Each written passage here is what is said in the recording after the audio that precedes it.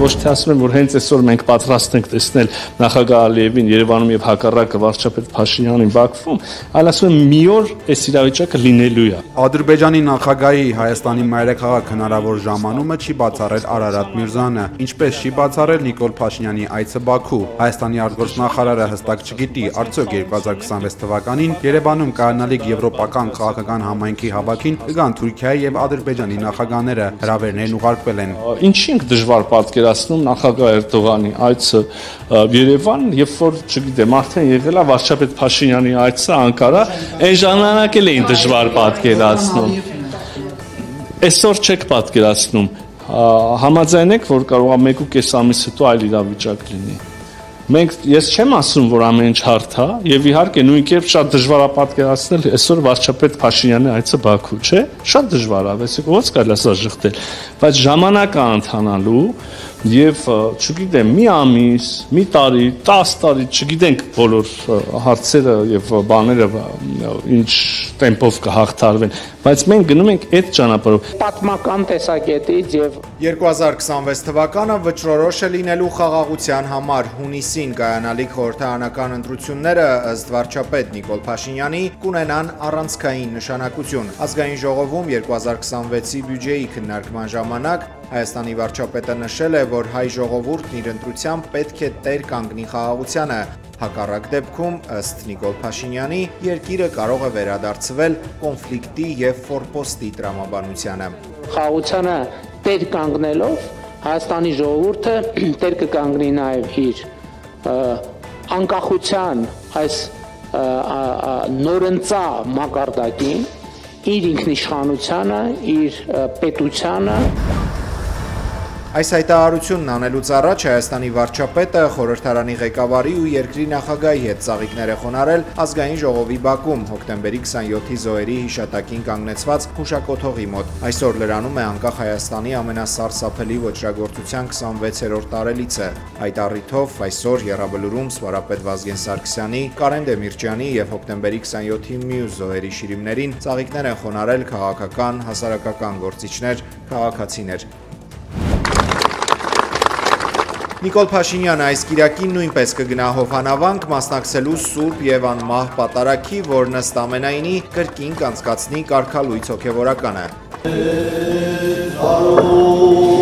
Փաշինյանը եւ մի խումբ մարդիկ հոկտեմբերի 26-ին առաջին անգամ Հովհանավանքում կիրակնօրյա պատարագի են մասնակցել, հաղորդություն ստացել կարգալույց քահանայից։ Պատարագ մատուցելու անհնարինության մասին նախկին հոգևորականին հիշեցրած երիտասարդի բերանը փակել ու հեռացրել են եկեղեցուց հատուկ ծառայության աշխատակիցները։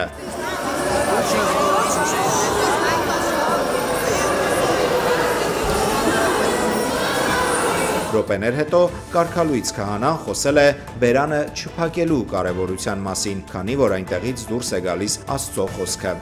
Աստված խոսում է մեր բերանով։ Երբ որ այդ բերանը փակում են, լրացնում են նաև Աստծո խոսքը։ Եվս մի միջադեպ էլ գրանցվել է պատարագից հետո, քաղաքացին կարգալույցի ձեռքից վերցրել է Սուրբ Գիրքը, սակայն սպասավորները խլել են ու վերադարձրել կարգալույց քահանային։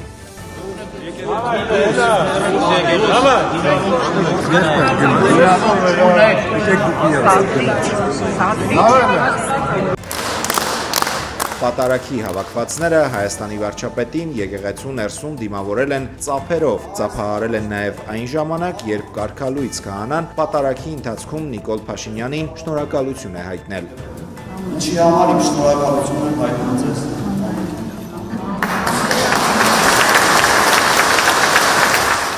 Իդեպ պատարագի եկած Երևանի ավականու քաղաքացիական պայմանագիր խմբակցության անդամը եկեղեցու բակում գաղտնազերծել անոնսել է եկեղեցու բարձրաստիճան հայրերի դեմ նոր կոմպրոմատներ հրապարակելու վերաբերյալ տեղեկությունը։ Շուտով կիմանաք, շուտով ամբողջ համացանցով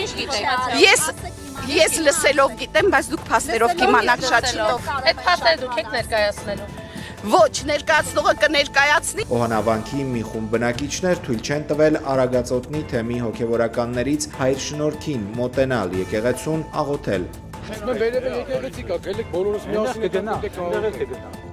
Առաքելական եկեղեցին Կիրակի նշել է խաչի հայտնության տոնը։ Մայրաթոր Սուրբ Էջմիածնում Կիրակնորյա պատարագը մատուցել է Վեհափար հայրապետը։ Կաթողիկոսի թափորի շարքերում քայլել է նաև Հովանավանքի կարգալույց քահանայի եղբայրը Անուշավան Սարգսակ Ասատրյանը։ Ըստ լրատվամիջոցների նա հոգևորականների հետ զրույցներում ասել է, որ եղբոր քայլերն անընդունելի է համարում։ Ձեր եղբայրը Անուշավան Սարգսակը երեք։ Եղբոր մասին հարցերին այսօր չի պատասխանել կարգալույց քահանան եւ ոստիկանների քաղաքացիական մի խումբ անձանց ուղեկցությամբ բացել է Հովանավանքի դուռը ներս մտել։ Նա հոկտեմբերի 21-ից այդ բանն անելու իրավունք չունի։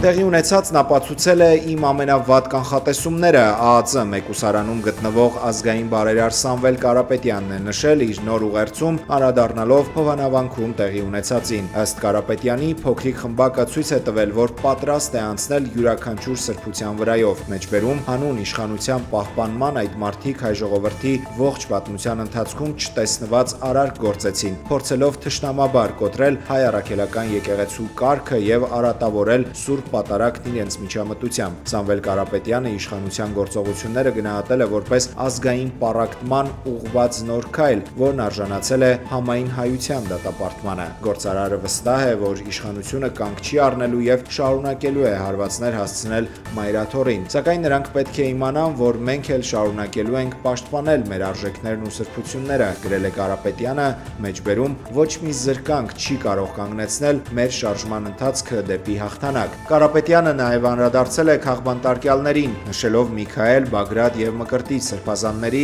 գյումրեցիների, այդ թվում մեր ձևով շարժման Գյումրու պատասխանատու Ռուբեն Մխիթարյանի անունները, հավաստիացնելով, որ նրանց կամքը կոտրել հնարավոր չէ։ Մեր ձևով շարժման առաջնորդը նշել է, որ իրենց նպատակն է մեջբերում ապրել բռնապետությունից եւ օտար ազդեցությունից ազատ, իրական քրիստոնեական արժեքներով առաջնորդվող արժանապատվությունը վերականգնած բարեկեցիկ քաղաքացիների Հայաստանում։ Իդեպ մեր ձևով շարժումը երկու նոր մարզային գրասենյակներ է բացել Վանաձորի երկու հասցեներում։ Շարժման համակարգող Նարեկ Կարապետյանը վանաձորցիներին պատմել է հանրապետության 3-րդ քաղաքի զարգացման իրենց ծրագրի մասին, շեշտել, որ Վանաձորը հնարավորություն ունի վերականգնել իր տնտեսական երբեմնի մեծ ներուժը եւ դառնալ Հայաստանի արդյունաբերական եւ տուրիստական կենտրոններից մեկը։ Մեր ցանկությունը աշխատանքով ապահովելն է քաղաքին։ Ու մենք այն հին ժամանակների նման որպես կենտրոն կգանք այս քաղաք ու կվայելենք մեր քաղաքը։ Հայաստանի գյուղական համայնքները զարգացնելու մեր ձևով շարժման ծրագրերին ծանոթացել են Դարպաս գյուղում։ Շարժման անդամներն են այնտեղ գնացել, զրուցել բնակիչների հետ խնդիրների, Լորվա գյուղում կյանքն ավելի լավը դարձնելու մասին։ Մեր ձևով շարժման անդամները Կիրակնորյա պատարագի են մասնակցել Երևանի Սուրբ Սարգիս եկեղեցում։ Խաչի գյուտի տոնի առթիվ Տեր Հովհաննեսը ժողովրդին մաղթել է իմաստություն, ամենայն բարիք եւ խոհեմություն, քանի որ միայն խոհեմության շնորհիվ է մարդ կարողանում չարը բարուց զանազանել։ Բազմության մեջ ընդգրկվեցին նաև մեր ձևովի անդամներին, մասնավորապես Նարեկ Կարապետյանին։ Ինչ վերաբերում է Նարեկին, ես մոտավորապես մի 10 տարի գիտեմ, ինքը այստեղ մեր հավատացյալներից է, մեր այցելուներից մշտապես հաճախում է Սուրբ Պատարագին, հաղորդություն ստանում եւ մի անկյունի վրա իր համար աղոթք է կատարում։ Հայաստանի անվտանգության խորհրդի քարտուղար Արմեն Գրիգորյանը նոյեմբերի 5-ին կմեկնի Մոսկվա, Դաշնության մայրաքաղաքում նա կմասնակցի ԱՊՀ պետությունների անվտանգության խորհրդի քարտուղարների 13-րդ հանդիպմանը։ ԱՊՀ անդամ պետությունների անվտանգության խորհրդի քարտուղարների հանդիպում է կազմակերպվում ամեն տարի։ Արմեն Գրիգորյանը վերջին անգամ այդ հանդիպմանը մասնակցել է 2022-ի հոկտեմբերին։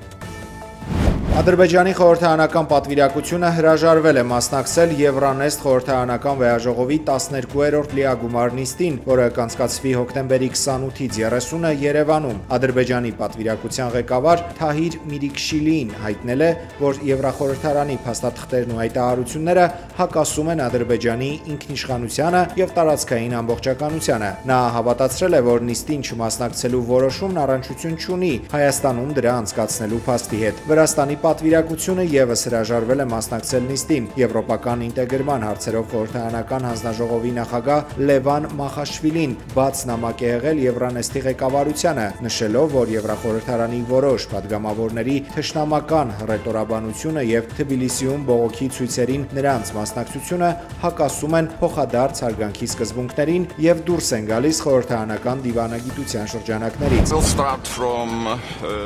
Լիտվայի իշխանությունները փակել են են Բելարուսի հետ սահմանային երկու անցակետերը։ Դրանք փակվել են հոկտեմբերի 26-ի երեկոյան, վերաբացման ժամկետների մասին առայժմ տեղեկություն չկա։ Այս կտրուկ քայլը ձեռնարկվել է, երբ Վիլնյուսի միջազգային օդանավակայանը ստիպված է եղել ժամանակավորապես դադարեցնել աշխատանքը երկնքում հայտնված բազմաթիվ օդապարիկների պատճառով։ Մեկ շաբաթվա ընթացքում սա արդեն 4-րդ դեպքն է։ Ըստ Լիտվայի ճգնաժամային կառավարման կենտրոնի, այս անգամ ռադիոլոկացիոն համակարգերը ֆիքսել են օդապարիկների աննախադեպ քանակ՝ միանգամից 66 օդապարիկ։ Ըստ լիտվական կողմի, օդապարիկներով Բելարուսից լիվա ծխախոտ եւ այլ ապրանքներ են ուղարկվում։ Ռուսաստանի Իրկուտսկի մարզում խոշոր ավտովթար է եղել, միանգամից 8 մեքենա է բախվել իրար։ Բեռնատարները սկսել են այրվել, կա 1 զոհ, 1 վիրավոր։ Մեքենաներից 7-ը եղել են բեռնատարներ, 1-ը թեթև մարդատար։ ԱՄՆ նախագահ Դոնալդ Թրամփը սկսել է ասիական շրջագայությունը, որի գլխավոր նպատակն Չինաստանի հետ առևտրային հարաբերությունները կարգավորելը։ Սպիտակ տան ղեկավարի առաջին կանգառը Մալայզիայի մայրաքաղաք Կուալա Լումպուրում տեղի ունեցած արևելաասիական 20-րդ գագաթնաժողովն է։ Չնայած Թրամփի այս ուղեկցվելը ցույցերով, դա չի խանգարել, որ ԱՄՆ նախագահը օդանավակայանում պարի իրեն դիմավորողների հետ։ Ցուցարարները պահանջել են դադարեցնել ամերիկյան իմպերիալիզմը եւ Թրամփին տուն ուղարկել։ Նրանք ծածանել են Պաղեստինյան դրոշներ եւ վանկարկել պատժամիջոցներ Իսրայելի դեմ կարգախոսը։ Թրամփի եւ Չինաստանի նախագահ Սի Ցզինփինի հանդիպումը նախատեսված է Հարավային Կորեայում հոկտեմբերի 30-ին։ Թրամփը հույս ունի, որ կհաջողվի Սի Ցզինփինի հետ կնքել համապարփակ գործարք։ Նա ակնկալում է Չինաստանից կառուցողական մոտեցում եւ պատրաստ է չեղարկել որոշումը, որով նոյեմբերի 1-ից 100%-անոց մաքսատուրքեր պետք է սահմանվեն չինական ապրանքների վրա։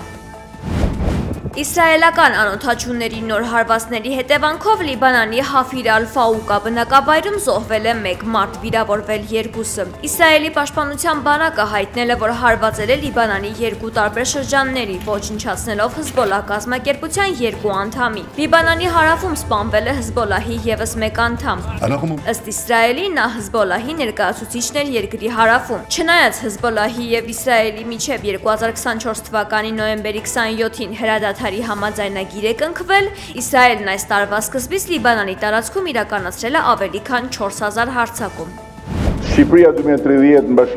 Ալբանիայի վարչապետ Էդի Ռաման հայտնել է, որ պետական գնումների նախարար նշանակված արհեստական բանականությունը հղի է։ Նա սպասում է 83 թվային երեխաների, որոնք կդառնան падգամավորների օգնականները։ Դիելա անունով արհեստական բանականությամբ նախարարը ստեղծվել է ոչ թե պետական ծառայողներին փոխարինելու, այլ նրանց կարողությունները ուժեղացնելու նպատակով, ասել է Ալբանիայի վարչապետը։ Նա Դիելային ընդունում է որպես իր սեփական դուստր։ Վարչապետի խոսքով արհեստական բանականության նախարարը ճանաչում է իր բնավորությունը, խորապես նվիրված է իր կուսակցությանը եւ կարող է անգամ վարչապետին փոխարինել, օրինակ պատասխանել նամակների, երբ նա բացակայում է կամ զբաղված է։ Հեցին լիցենզիայից զրկելու մասին տեղեկությունները դեռ չի մեկնաբանել հանրային ծառայությունները կարգավորող հանձնաժողովը։ Մարգարյան News Telegram ալիքին ինֆորմացիա է հասել, որ մինչև նոյեմբերի 18-ը այդ օրը լրանում է հեցի դեմ հանրային ծառայությունները կարգավորող հանձնաժողովի հարուցած վարույթի ժամկետը, որևէ փոքր դահլիճում կազմակերպել է հեցին վերաբերող հարցի քննարկումը եւ դահլիճային պայմանները պատրվակ բերելով արգելել են լրագրողների եւ այլ շահագրգիռ անձանց մուտքը նիստին։ Ըստ Մարգարյան News-ի ՀՑԿՀ նոր գրասենյակում վերանորոգում են դահլիճը եւ նորոգման աշխատանքները հատուկ ձգձգում են, որ մինչև հեծ վարույթի քննությունը չհասցնեն ավարտել եւ այդ պատրվակով նիստը անցկացնեն որևէ այլ չափերով ավելի փոքր եւ լրագրողների համար անհարմար դահլիճում։ Հայաստանում կներդրվի անկանխիկ առևտրից համընդհանուր հետվճարի համակարգ ազգային ժողովի մշտական հանձնաժողովների համատեղ նիստում 2026 թվականի պետական բյուջեի նախագծի քննարկման ժամանակ ֆինանսների նախարար Վահե Հովհաննիսյանը ասել է, որ հունվարի 1-ից սկսած բոլոր քաղաքացիները առկա քարտերով անկանխիկ վճարումներից կստանան հետվճար 2%-ի չափով։ Նախատեսվում է նաև ստացած թոշակն անկանխիկ ծախսողների 12% հետվճարը դարձնել 20% հետվճարի առավելագույն չափը 6000 դրամից սահմանելով 10000 դրամ։